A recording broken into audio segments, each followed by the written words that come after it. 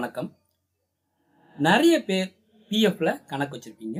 ஆனா பிஎஃப்ல இருந்து கொடுக்கிற ஐடி கார்டு உங்ககிட்ட இருக்கா? இன்னைக்கு இந்த பதிவுல இபிஎஃப் யூஏஎன் கார்டை எப்படி டவுன்லோட் செய்யறதுன்னு பார்க்கலாம்.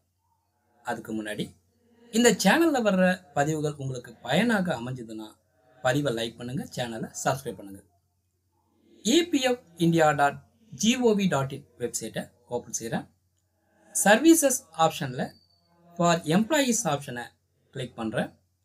மெம்பர் யூஏஎன் ஆன்லைன் சர்வீசஸ் ஆப்ஷனை கிளிக் பண்ணுறேன்.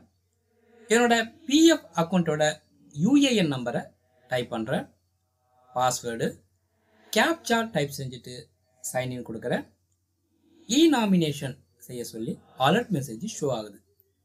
நீங்கள் இன்னும் நாமினேஷனை பதிவு செய்யலைன்னா எப்படி அதை பதிவு செய்யணுன்றதுக்கான விளக்கமான வீடியோ இதே சேனலில் இருக்குது. லிங்கை டிஸ்கிரிப்ஷனில் கொடுக்குறேன், வேணும்னா யூஸ் பண்ணிக்கோங்க.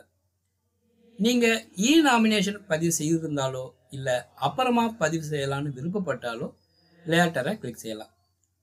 வியூ ஆப்ஷனில் யூஏஎன் கார்டு ஆப்ஷனை கிளிக் பண்ணுறேன். பாருங்கள், இதுதான் என்னோட எம்ப்ளாயீஸ் ப்ராவிடென்ட் ஃபண்ட் ஆர்கனைசேஷனில் ஏடிஎம் கார்டு டைப்பில் கொடுக்குற யூஏஎன் கார்டு.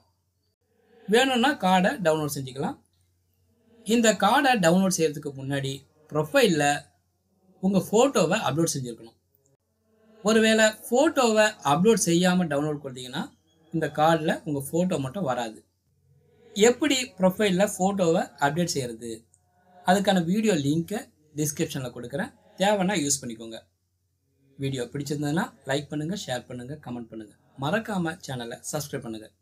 மீண்டும் பயனுள்ள அடுத்த பதிவில் சந்திப்போம். நன்றி, வணக்கம்.